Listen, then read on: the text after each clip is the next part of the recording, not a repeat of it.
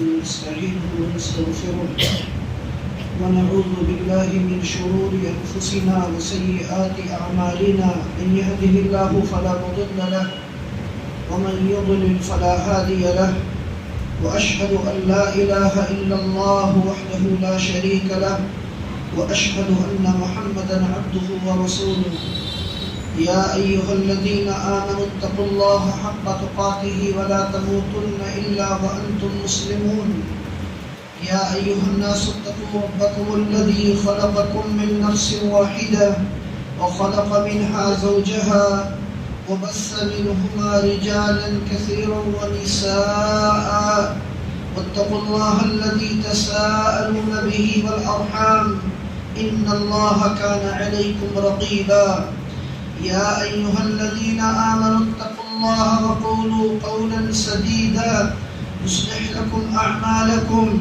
ويغفر لكم ذنوبكم ومن يطع الله ورسوله فقد فاز فوزا عظيما أما بعد فإن أصدق الحديث كتاب الله وخير الهدي هدي محمد صلى الله عليه وسلم وشر الأمور محدثاتها وكل محدثة بدعة وكل بدعة ضلالة وكل ضلالة في النار فأعوذ بالله السميع العليم من الشيطان الرجيم من همزه ونفخه ونفثه بسم الله الرحمن الرحيم وما أموالكم ولا أولادكم بالتي تقربكم عندنا زلفى إلا من آمن وعمل صالحا فأولئك لهم جزاء الضعف بما عملوا وهم في الغرفات آمنون. محترم بزرگوں اور معزز بھائیوں،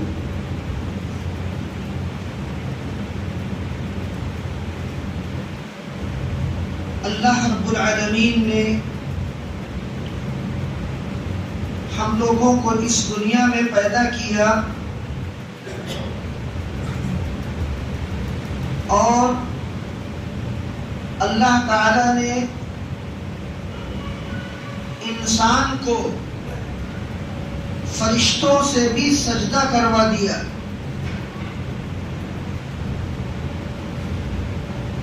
اور انسانوں کے بارے میں کہا وَلَقَدْ كَرَّمْنَا بَنِي آدَمَ، اور ہم نے آدم کی اولاد کو معزز کیا ہے. یعنی شرف کے اعتبار سے، خلقت کے اعتبار سے اور رتبے اور مقام کے لحاظ سے اللہ تعالی نے بلندی دی ہے انسان کو. اور یہ سب کیوں کیا ہے؟ یہ اسی لیے کیا تاکہ انسان اللہ رب العالمین کے لیے اپنے آپ کو وقف کر دے. اللہ نے انسانوں کی خدمت کے لیے سورج، چاند، ستاروں کو لگا دیا. ہمارے لیے اس نے بارش برسائی، زمین سے طرح طرح کے پودے اور پھل اگائے. لا تعداد نعمتوں سے اللہ نے ہمیں نوازا. ہماری ہدایت کے لیے اس نے آسمان سے کتابیں اتاری، پیغمبروں کو مبعوث کیا.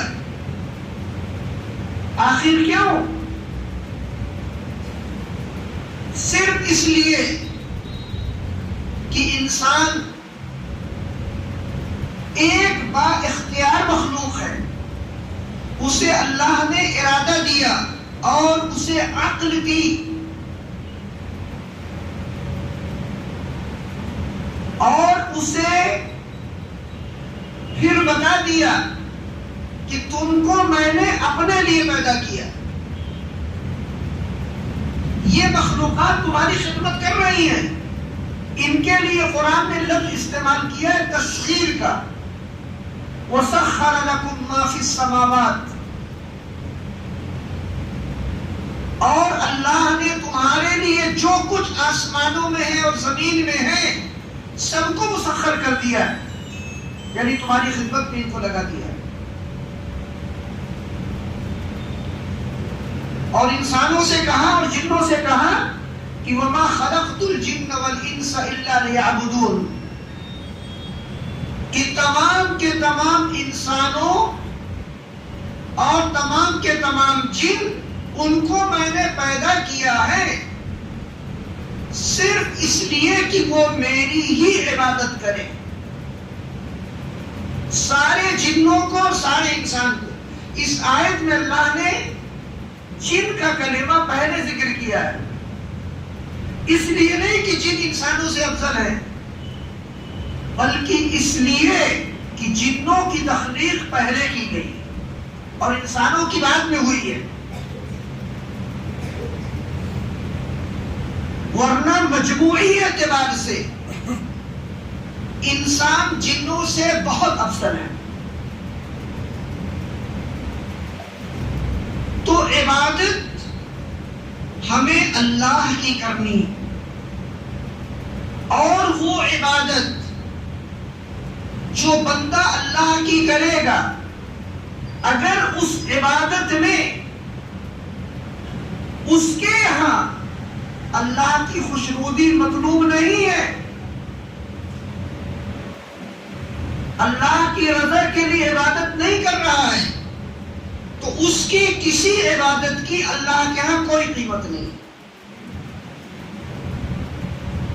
پچھلے ہفتے بھی آپ سے بتایا تھا کہ تمام اعمال کے اندر قبولیت کی بنیادی 3 شرطیں ہیں۔ پہلی شرط ہے ایمان کی، کہ جو شخص نیک عمل کرے اس کا عمل اس وقت قبول ہوگا جب کہ وہ مومن ہوگا۔ ایک کافر ہے، روزہ رکھ رہا ہے، نماز پڑھ رہا ہے، اس کی نماز، اس کے روزوں کی کوئی قیمت نہیں۔ پہلے وہ ایمان لے آئے گا، اس کے بعد یہ عمل کرے گا، اور ساری زندگی اگر وہ نماز پڑھتا رہا، نیکیاں کرتا رہا اور ایمان نہیں لایا، تو اسے اللہ تعالیٰ کا کچھ بھی نہیں ملے گا۔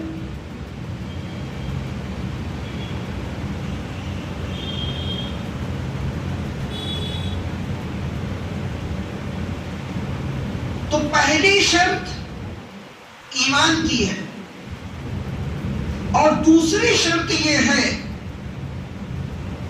کہ انسان جو عمل کرے وہ عمل نبی کریم صلی اللہ علیہ وسلم کے طریقے کے مطابق ہونا چاہیے۔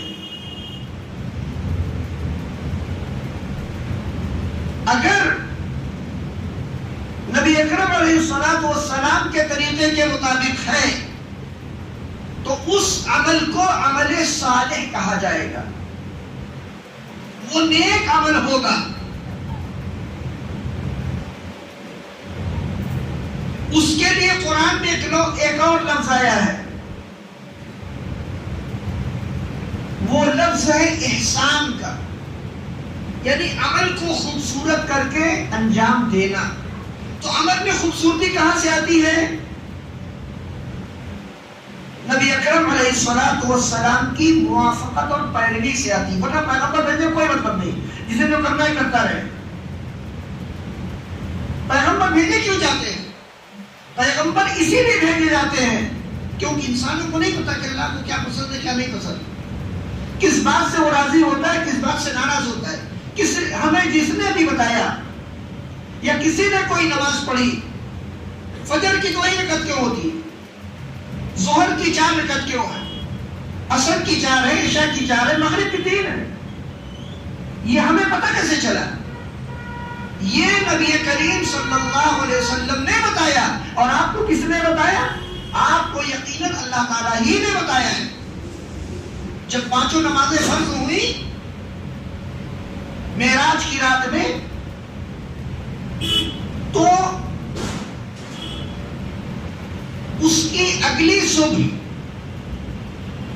ظہر کی نماز میں جبریل علیہ السلام آئے، اور آپ جانتے ہیں کہ وہ دن نبی اکرم علیہ السلام پر کتنا شدید گزرا ہے. اس کی تفصیل آپ کو پہلے میں بتا چکا ہوں کہ جب آپ معراج سے واپس آئے اور آپ نے بتایا کہ رات میں مجھ کو فلسطین لے جایا گیا، تو سارے قریش کے لوگ سر پیٹنے لگے.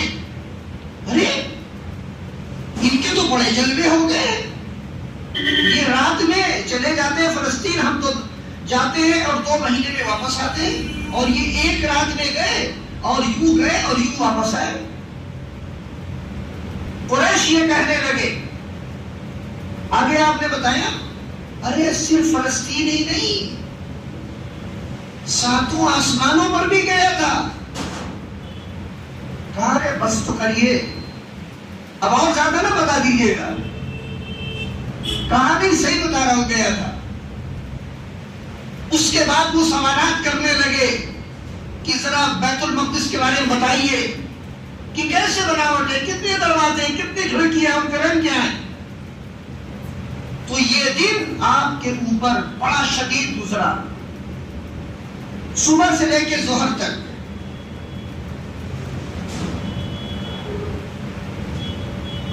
اور صحیح بات کے مطابق فجر کی نماز نبی صلی اللہ علیہ وسلم نے مسجد اقصی میں پڑھی تھی، اور فجر کے بعد آپ وہاں سے چلے تھے. اس کے بعد مکہ پہنچے اور یہ سب کچھ ہوا جو آپ کو بتایا. ظہر کی نماز کا وقت آیا تو جبریل علیہ السلام آئے، اور انہوں نے آپ کو پھر ظہر کی نماز پڑھائی ظہر کے وقت میں، پھر عصر پڑھائی، اور اسی طرح مغرب اور عشاء کی نماز پڑھائی، پھر اگلے دن فجر کی نماز پڑھائی. یہ ایک دن ہوا. اس کے بعد دوسرے دن پھر آئے اور پھر انہوں نے 5 نمازیں آپ کو پڑھائی. تو نمازوں کی تعداد اور رکعات کی گنتیاں اور ان کے اوقات، یہ سب کچھ اللہ تعالیٰ نے نبی کریم صلی اللہ علیہ وسلم کو وحی کے ذریعے جبریل علیہ السلام کو بھیج کر بتایا اور سکھایا. تو آپ کو پتہ چلا.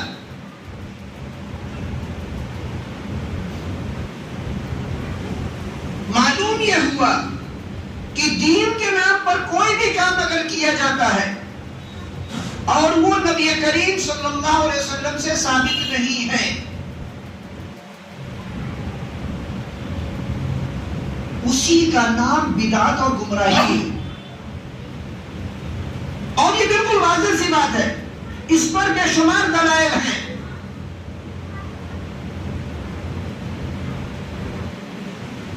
اور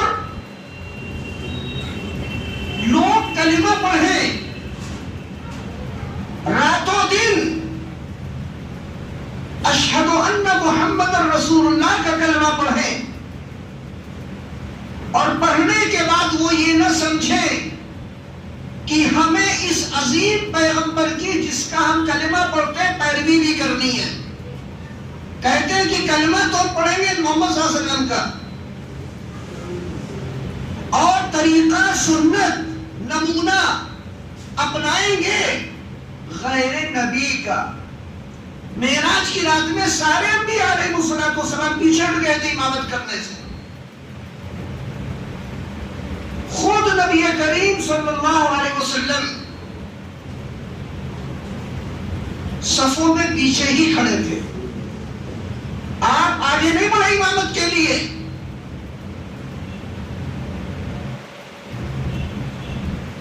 تفسیر ابن جریر کی صحیح روایت ہے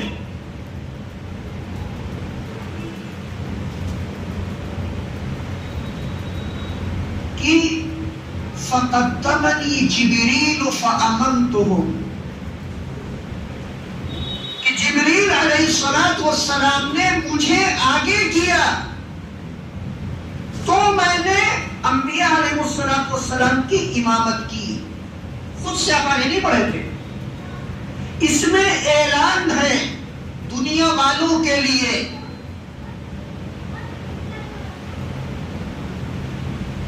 کہ اللہ تعالی کے ہاں سب سے عظیم رتبہ اور مقام محمد صلی اللہ علیہ وسلم کا ہے، اور جسے رب کے ہاں نجات چاہیے اسے چاہیے کہ وہ نبی کریم صلی اللہ علیہ وسلم کی پیروی کر لے، اور جو آپ کی پیروی نہیں کرے گا وہ دنیا میں گمراہ ہوگا اور آخرت میں بھی، کیونکہ قرآن مجید نے کہہ دیا ہے وَمَنْ كَانَ فِي هَذِهِ أَعْمَى فَهُوَ فِي الْآخِرَةِ أَعْمَى وَأَضَلُّ سَبِيلًا، کہا اور جو اس دنیا کے اندر اندھا بن کر جیے گا، یہاں پہ اندھا رہے گا، وہ آخرت میں زیادہ اندھا ہوگا اور زیادہ گمراہ ہوگا۔ اتنی واضح آیات ہیں قرآن مجید کے اندر، اس کے بعد لوگوں نے نئے نئے طریقے، نئے نئے مسلک، نئے نئے فرقے، نئی نئی رائے ہر میدان میں بنا لی ہے۔ پتہ نہیں یہ لوگ نبی کریم صلی اللہ علیہ وسلم کو قیامت کے دن اپنا چہرہ کیسے دکھائیں گے، اور ہر شخص کو امید ہے اور وہ تمنا لے کے جیتا ہے کہ قیامت کے دن اسے نبی کریم صلی اللہ علیہ وسلم کے حوض کوثر سے میٹھا،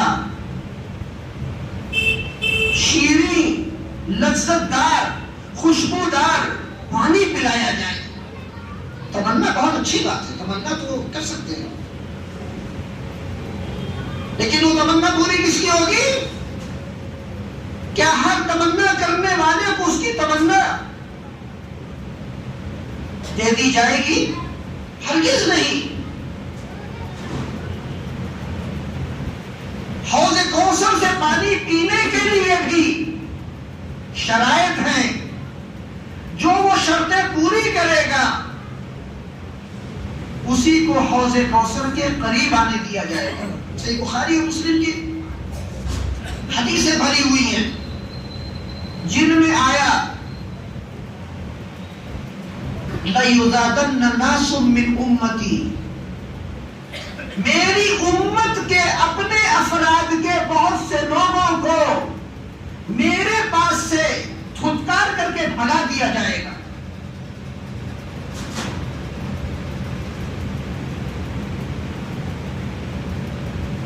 کما یذاد البعیر الضال، جس طرح ایک بھٹکے ہوئے اونٹ کو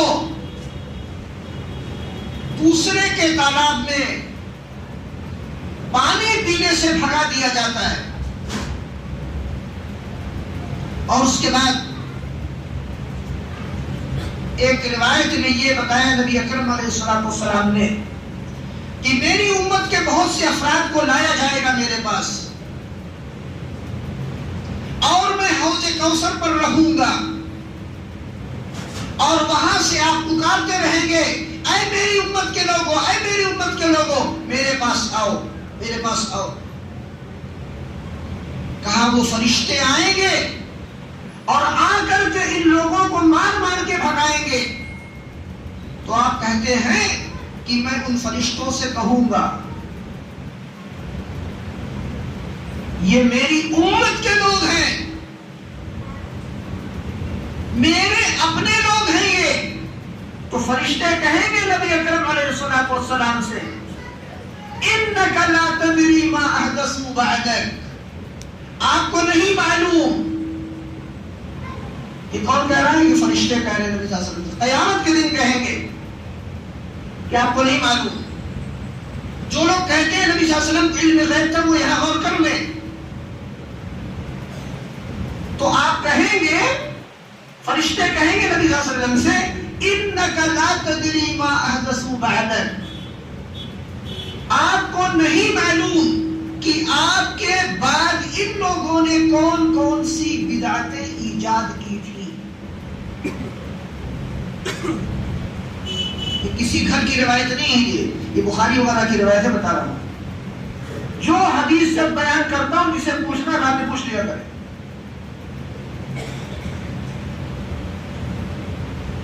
آپ کو نہیں معلوم کہ آپ کے بعد ان لوگوں نے کون کون سی بدعت ایجاد کی۔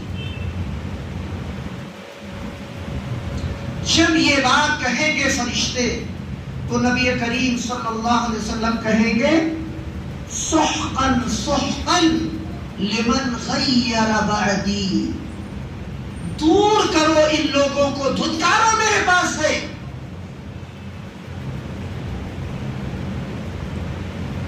جنہوں نے میرے بعد میرا دین بدل دیا۔ پتہ کیا چلا اس سے؟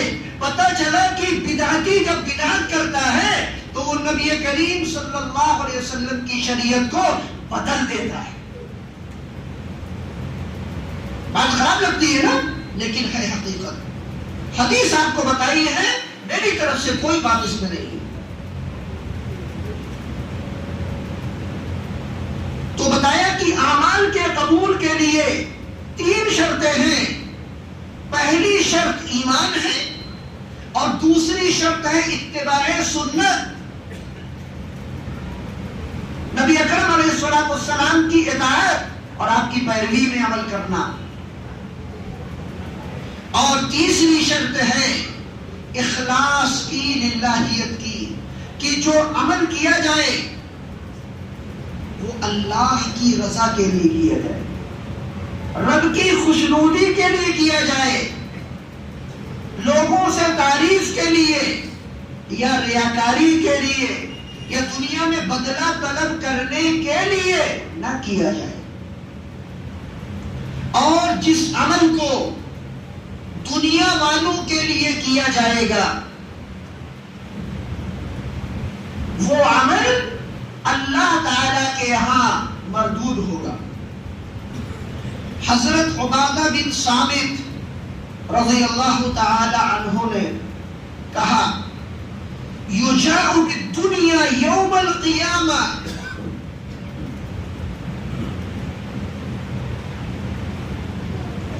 قیامت کے دن دنیا کے اعمال کو لایا جائے گا، لوگوں کے صدقات، ان کی نمازیں، ان کا حج، سب کچھ لایا جائے گا۔ فیقاض بینہا، ان کے درمیان تمیز کی جائے گی، فرق۔ اور کیا کہا جائے گا؟ کہا جائے گا ان اعمال میں سے جو عمل غیر اللہ کے لیے کیا گیا ہے اس عمل کو جہنم میں گرا دو۔ وہ سارے اعمال جہنم میں پھینک دیے جائیں گے۔ اور دوسری ایک حدیث ہے نبی کریم صلی اللہ علیہ وسلم کی، حدیثیں تو بے شمار ہیں، اس پر قرآن کی آیات بے شمار ہیں۔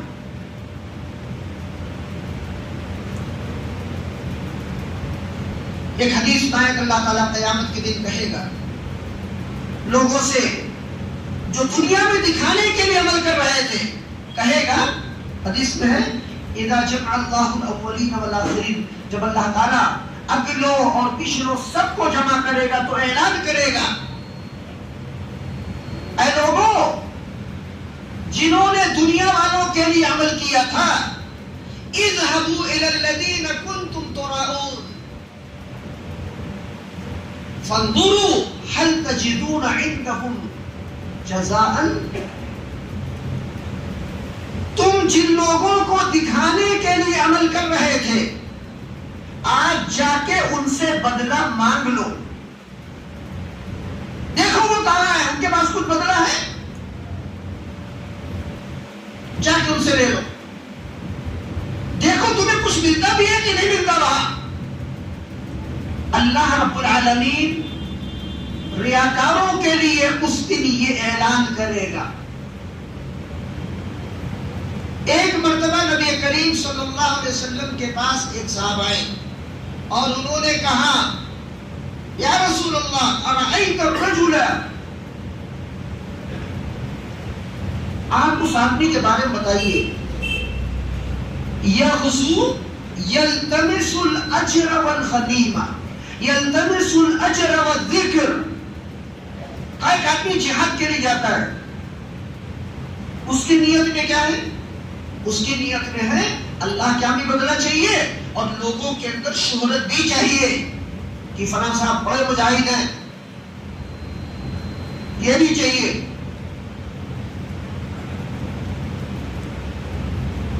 تو پوچھا کہ مالا، اس کو کیا ملے گا؟ آپ نے کہا لا شیء لہ، اسے کچھ بھی نہیں ملے گا، کچھ بھی نہیں ملے گا۔ اس بات کو سوال کرنے والے نے بار بار دہرایا اور ہر مرتبہ آپ نے یہی بات کہی، لا شیء لہ، اسے کچھ بھی نہیں ملے گا اللہ کے ہاں۔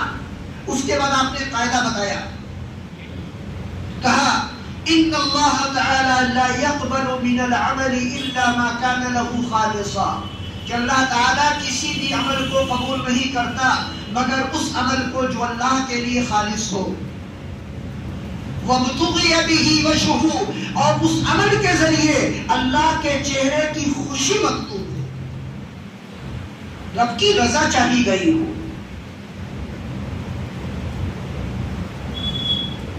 اور جو اللہ کی رضا کے لیے، اس کی خوشنودی کے لیے نیک اعمال کرتے ہیں، ان کا کیا رتبہ ہے، ان کا کیا مقام ہے، یہ انشاءاللہ آپ کو آئندہ بتایا جائے گا۔ اور یہ کہ ہم کیا کریں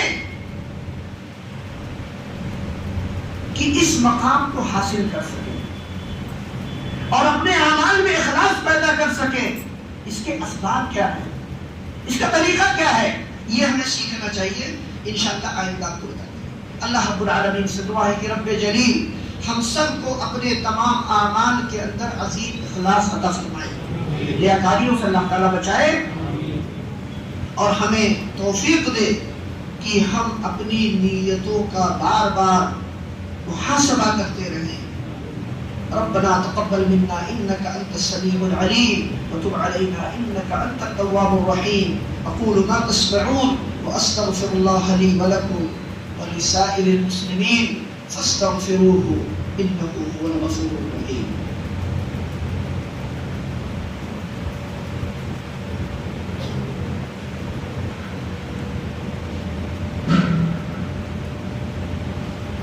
الحمد لله والصلاة والسلام على رسول الله وعلى آله وصحبه ومن والاه بعد، أعوذ بالله من الشيطان الرجيم، إن الله وملائكته يصلون على النبي يا أيها الذين آمنوا صلوا عليه وسلموا تسليما، اللهم صل على محمد وعلى آل محمد كما صليت على إبراهيم وعلى آل إبراهيم إنك حميد مجيد، اللهم بارك على محمد وعلى آل محمد كما باركت على إبراهيم وعلى آل إبراهيم إنك حميد مجيد، وارض اللهم عن الصحابة الأخيار والتابعين الأبرار والتابعين لهم بإحسان إلى يوم القرار، وعنا معهم بعفوك وكرمك يا عزيز يا غفار، اللهم إنا نسألك هداك والجنة ونعوذ بك من سخطك ومن النار، اللهم إنا نسألك فعل الخيرات وترك المنكرات وحب المساكين وأن تغفر لنا وترحمنا، وإذا أردت بعبادك فتنة فاقبضنا إليك غير مفتونين،